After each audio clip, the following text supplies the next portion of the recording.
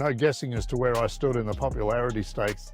I played with Payne on Sunday and Freddie on Saturday, and I said in the press conference, if I hear, "You're the man, Freddie," one more time, I was going to be sick. And not that I don't like Freddie. Freddie's a lovely guy. And In the world of professional golf, there exists a peculiar cruelty reserved for those who almost make it. Players who achieve the pinnacle of their sport only to find themselves buried beneath layers of disrespect, resentment, and revisionist history. Wayne Grady, the 1990 PGA champion, knows this cruelty intimately. His story is not one of failure, but of success, systematically invalidated by those who decided his victory wasn't the kind they wanted to celebrate. This is the anatomy of how an entire sport turned against a champion, and how a man who did everything right ended up cast as the villain in his own biography. What makes Grady's case so fascinating is that his suffering wasn't random or accidental. It was orchestrated by the very institutions and personalities that claimed to love golf. A superstar rival who resented being challenged, a caddy who weaponized proximity to greatness, a broadcaster who controlled the narrative with intellectual disdain, a fan base that mourned the wrong champion,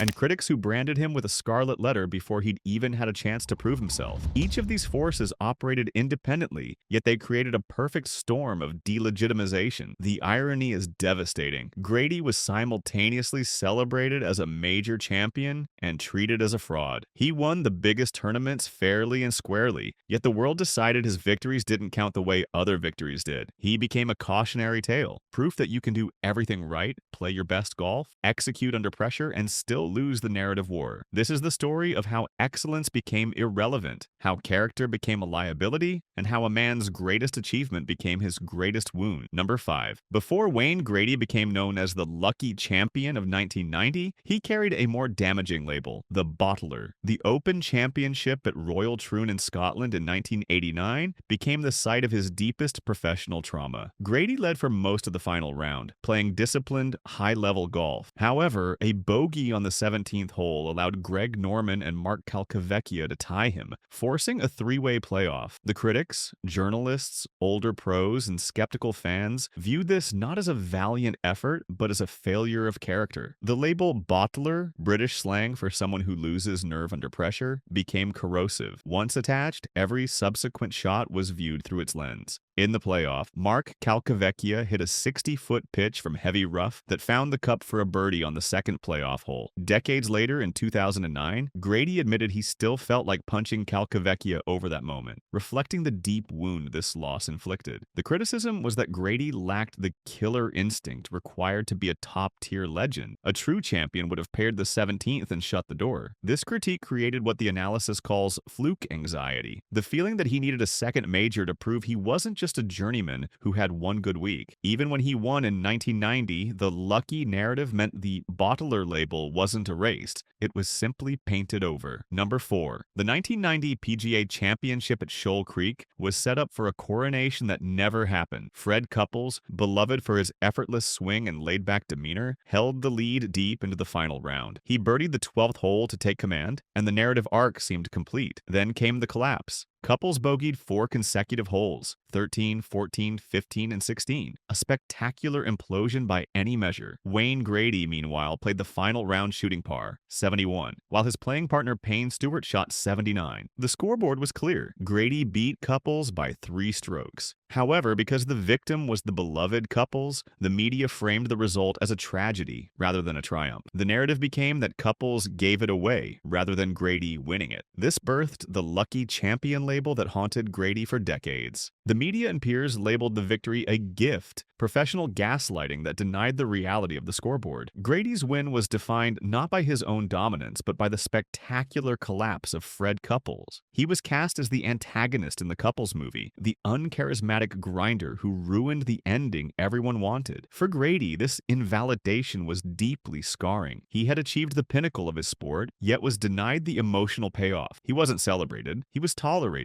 This experience, winning the trophy but losing the narrative, fueled his later bitter bitterness and taught him that in golf, style often trumps substance. Number 3. Johnny Miller, the lead analyst for NBC Sports for nearly 3 decades, was the most polarizing voice in American golf. His broadcasting philosophy was built on radical honesty. As a Hall of Fame player who once shot a final round 63 to win the U.S. Open, Miller had zero tolerance for mediocrity. He viewed golf as binary. You either had the killer instinct or you choked. For Wayne Grady, Johnny Miller became the architect of a narrative prison. Miller's disdain was intellectual rather than personal, but perhaps more damaging because of it. He looked at Grady's game and saw something he fundamentally disrespected: a lack of brilliance. Miller frequently used the term plodding to describe Grady's style. In professional golf lexicon, plodding is loaded language. On the surface, it means steady and methodical, but in Miller's subtext, it meant boring, untalented, and limited. Miller idealized the flash of players like Seve Ballesteros or the raw power of Greg Norman. Grady, who relied on hitting fairways and two-putting for par, was the antithesis of Miller's aesthetic ideal. By repeatedly characterizing Grady as a plodder to millions of viewers, Miller defined Grady's brand before he could define it himself. He turned Grady's consistency into a defect. The most significant damage occurred during the 1990 PGA Championship broadcast at Shoal Creek. As Grady closed in on his major title, Miller framed the event not as a triumph of skill, but as a survival test. The distinction was crucial. To win by skill is to take the trophy. To win by survival is to have the trophy left to you because everyone else failed. Miller's commentary focused heavily on the choke factor of other contenders, Fred Couples and Payne Stewart, rather than the quality of Grady's play. The narrative Miller constructed was that Grady was only winning because the real talents were failing. This survival narrative stripped the joy and legitimacy from Grady's victory, framing him as the last man standing in a war of attrition.